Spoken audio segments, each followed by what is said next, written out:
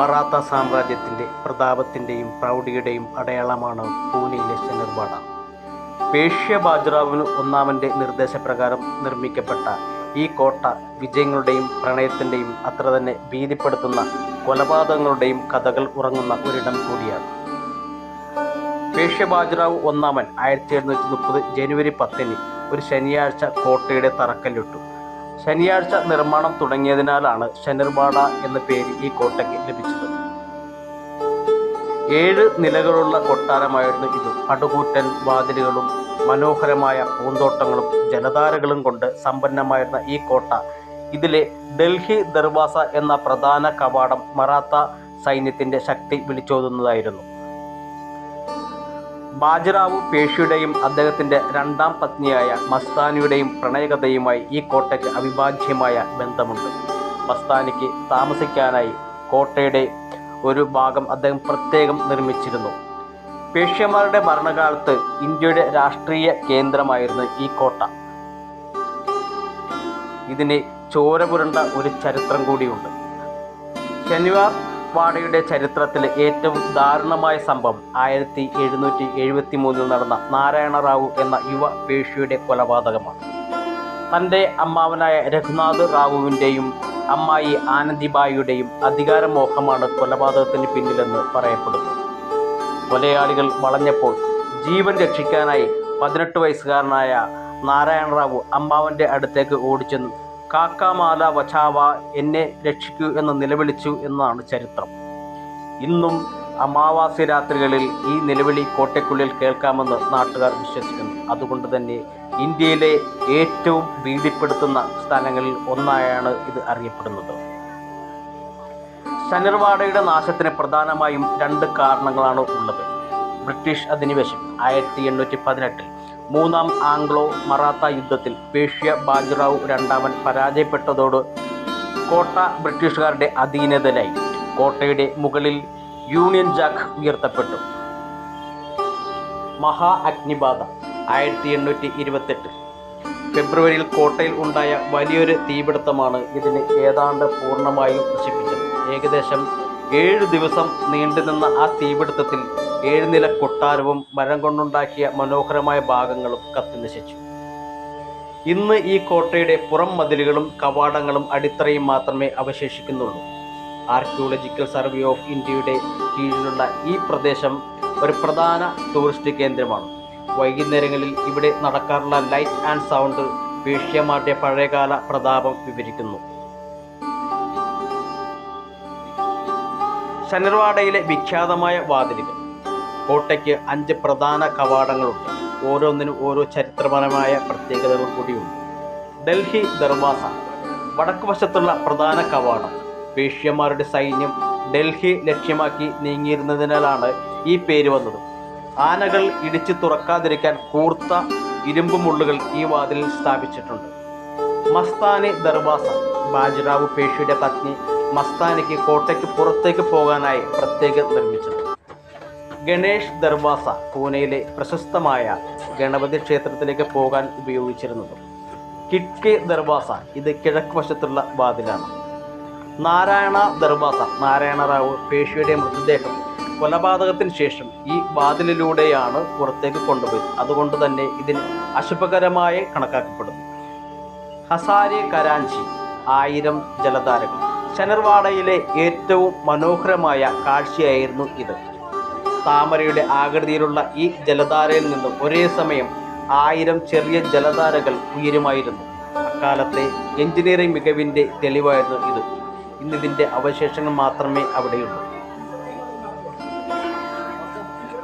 നിർമ്മാണത്തിലെ രസകരമായ മറ്റൊരു വസ്തുത, ആദ്യകാലത്ത് കോട്ട പൂർണ്ണമായും കല്ലുകൊണ്ട് നിർമ്മിക്കാനായിരുന്നു ബാജിറാവു പേഷ്യയുടെ പദ്ധതി. എന്നാൽ പകുതി നിർമ്മാണം കഴിഞ്ഞപ്പോൾ സത്താറയിലെ രാജാവ് അത് തടഞ്ഞു.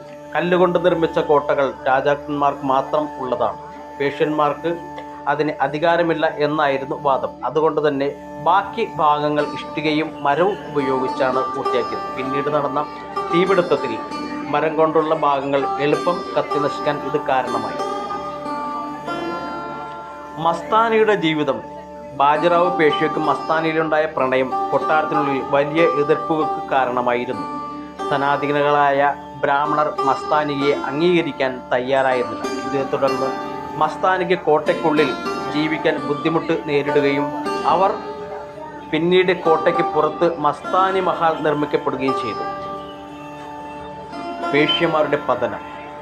ബാജിറാവു ഒന്നാമന് ശേഷം വന്ന പേഷ്യമാർക്ക് ഈ കോട്ട ആസ്ഥാനമായിരുന്ന, എന്നാൽ ആഭ്യന്തര കലാഹങ്ങളും ബ്രിട്ടീഷുകാരുടെ തന്ത്രങ്ങളും മറാത്ത സാമ്രാജ്യത്തെ തളർത്തി. 1818 കോറിഗാവ് യുദ്ധത്തിനു ശേഷം പേഷ്വ ഭരണം അവസാനിക്കുകയും ശനിർവാഡയുടെ പ്രതാപം മങ്ങുകയും ചെയ്തു.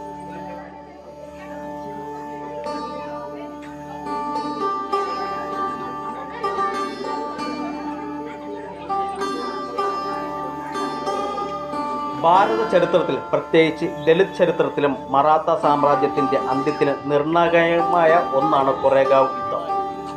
ബാറ്റിൽ ഓഫ് കൊറോഗോ 1818 ജനുവരി 1 നടന്ന ഈ യുദ്ധം പേഷ്വ ഭരണത്തിൻ്റെ പതനത്തിന് ആക്കം കൂട്ടി. ഈ യുദ്ധത്തെക്കുറിച്ചും പേഷ്യമാരുടെ പതനത്തെക്കുറിച്ചുമുള്ള പ്രധാന വിവരങ്ങൾ. കൊറേഗാവ് യുദ്ധം 1818 ജനുവരി 1 ഭീമ കൊറേഗാവ് എന്ന സ്ഥലത്ത് വെച്ച് ബ്രിട്ടീഷ് ഈസ്റ്റ് ഇന്ത്യ കമ്പനിയുടെ സൈന്യവും പേഷ്വ ബാജിറാവു രണ്ടാമൻ്റെ സൈന്യവും തമ്മിലായിരുന്നു ഈ പോരാട്ടം നടന്നത്. പേഷ്വയുടെ സൈനികത്തിൽ ഏകദേശം 21,000 സൈനികർ ഉണ്ടായിരുന്നു. എന്നാൽ ബ്രിട്ടീഷ് പക്ഷത്ത് വെറും 800 സൈനികർ മാത്രമേ ഉണ്ടായിരുന്നുള്ളൂ. മഹർ സൈനികരുടെ പങ്ക്. ബ്രിട്ടീഷ് സൈന്യത്തിലെ ഭൂരിഭാഗവും താഴെത്തട്ടിലുള്ള മഹർ സമുദായത്തിൽപ്പെട്ടവരായിരുന്നു. പേഷ്വ ഭരണകാലത്ത് തങ്ങൾ അനുഭവിച്ചിരുന്ന ജാതീയമായ അടിച്ചമർത്തലുകൾക്കെതിരെയുള്ള പോരാട്ടമായാണ് അവർ ഇതിനെ കണ്ടത്.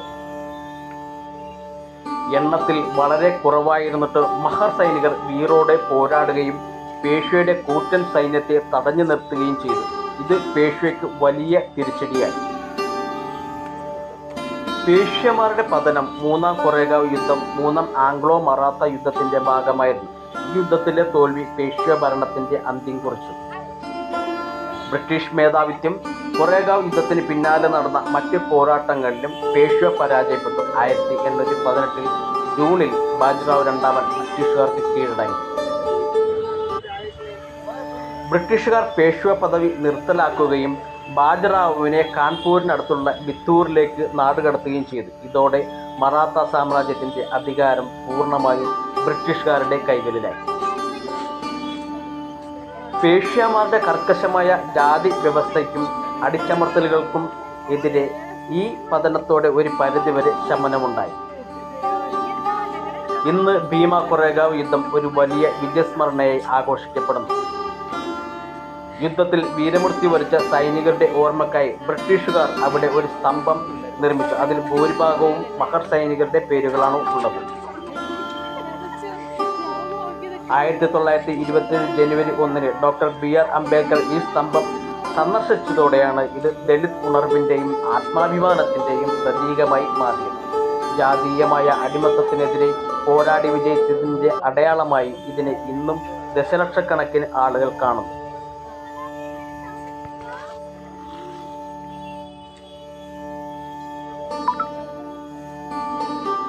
ശനിർവാദയുടെ പ്രധാന ആർക്കിടെക്ട് ശിവറാം കൃഷ്ണ ആയിരുന്നു. 1730കളിൽ പേഷ്വ ബാജിറാവു ഒന്നാമൻ്റെ നിർദ്ദേശപ്രകാരമാണ് അദ്ദേഹം ഈ കൊട്ടാര സമുച്ചയം രൂപകൽപ്പന ചെയ്തത്.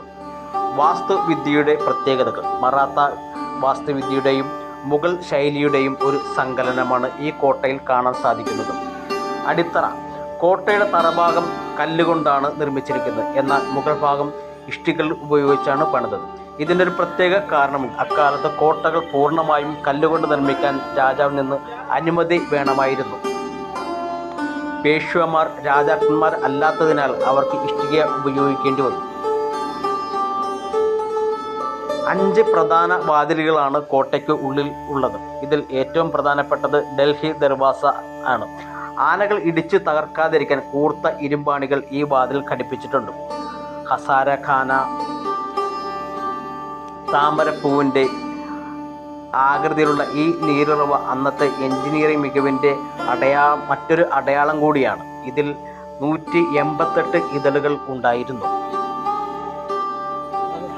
നിർമ്മാണ സമയത്ത് ഈ കൊട്ടാരത്തിന് 7 നിലകൾ ഉണ്ടായിരുന്നുവെന്ന് പറയപ്പെടുന്നു. എന്നാൽ പിൽക്കാലത്തുണ്ടായ യുദ്ധങ്ങളും തീപിടുത്തങ്ങളും കാരണം ഇത് താഴത്തെ നിലകൾ മാത്രമേ അവശേഷിക്കുന്നുള്ളൂ. 1828 വലിയൊരു തീപിടുത്തത്തിലാണ് കൊട്ടാരത്തിൻ്റെ ഭൂരിഭാഗവും മരം കൊണ്ട് നിർമ്മിച്ചിട്ടുള്ള നിർമ്മിതികളും മറ്റും ഇന്ന്. പേഷ്വ ബാജിറാവു ഒന്നാമൻ്റെയും മസ്താനിയുടെയും പ്രണയകഥ ഇന്ത്യൻ ചരിത്രത്തിലെ ഏറ്റവും തീക്ഷണവും അതേസമയം വിവാദങ്ങൾ നിറഞ്ഞതുമായ ഒന്നാണ്. 18-ാം നൂറ്റാണ്ടിലെ കടുത്ത ബ്രാഹ്മണ ആചാരങ്ങൾ നിലനിന്നിരുന്ന മറാത്ത സാമ്രാജ്യത്തിൽ ഈ പ്രണയം വലിയ സാമൂഹിക പ്രത്യാഘാതങ്ങൾ ഉണ്ടാക്കി. പ്രണയത്തിൻ്റെ തുടക്കം മഹാരാജ ഛത്രസാലിനെ സംരക്ഷിക്കുന്നതിനായി ബുന്ദേൽഖണ്ഡിൽ എത്തിയ ബാജിറാവുവിന് സമ്മാനമായി ലഭിച്ചതാണ് മസ്താനിയ എന്നാണ് ഒരു വിഭാഗം ചരിത്രകാരന്മാർ പറയുന്നത്. എന്നാൽ മസ്താനി ഛത്രസാലിൻ്റെ മകളായിരുന്നുവെന്നും പറയപ്പെടുന്നു. ബാജിറാവുവിൻ്റെ അസാമാന്യമായ ധീരതയും മസ്താനിയുടെ സൗന്ദര്യവും കലകളിലുള്ള നൈപുണ്യവുമാണ് അവരെ പരസ്പരം അടുപ്പിച്ചത്. ബാജിറാവുവും മസ്താനിയും നേരിട്ട് ഏറ്റവും വലിയ പ്രതിസന്ധി അന്നത്തെ ജാതി മത വ്യവസ്ഥിതി ആയിരുന്നു.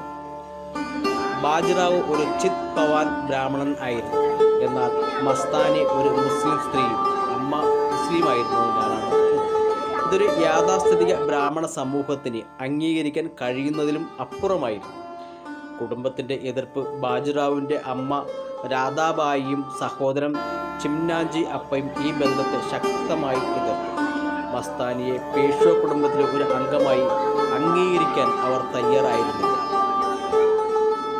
ബാജിറാവുവിൻ്റെ ആദ്യ ഭാര്യയായ കാശിബായി ഈ ബന്ധം മൂലം മാനസികമായി ഏറെ പ്രയാസപ്പെട്ടു. എങ്കിലും ചരിത്രരേഖകൾ പ്രകാരം അവർ മസ്താനിയോട് വ്യക്തിപരമായ വിരോധം പുലർത്തിയിരുന്നില്ല എന്ന് കരുതപ്പെടുന്നു. പൂനെയിലെ പേഷ്യമാരുടെ ആസ്ഥാനമായ ശനിർവാഡയിൽ മസ്താനിയെ താമസിപ്പിക്കുന്നതിന് കടുത്ത എതിർപ്പുണ്ടായി. ഇതിനെ തുടർന്ന് ബാജിറാവു അവർക്കായി പ്രത്യേകമായി ഒരു മസ്താനി മഹൽ പണി കഴിപ്പിച്ചു. കൊട്ടാരത്തിനുള്ളിലെ വിവേചനങ്ങളിൽ നിന്നും മാറ്റി നിർത്തലിൽ നിന്നും അവളെ സംരക്ഷിക്കാനാണ് അദ്ദേഹം ശ്രമിച്ചത്.